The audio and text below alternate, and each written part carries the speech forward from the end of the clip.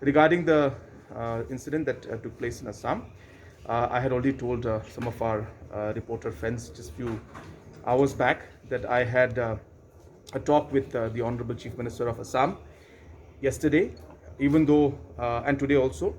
So even though he was very busy because of the unfortunate incidents that took place in Mizoram, we still managed to speak, and we both have decided that there should not be any further instigation, and we should try to maintain peace. And therefore, both sides have been asked to refrain and restrain, and accordingly, that is what has been happening.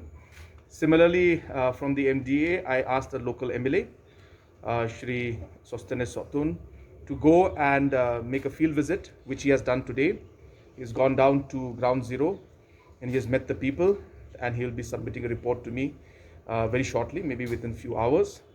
But as I said, I've been in touch with the Deputy Commissioner from our side, and our Chief Secretary has also spoken to his counterpart in Assam. And accordingly, the DC of Ribhoi also is in constant touch with the DC of Kamrup and other officials. And therefore, the matter as of now is under control.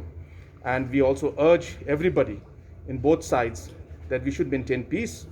Both the state governments are working towards finding an amicable solution to this.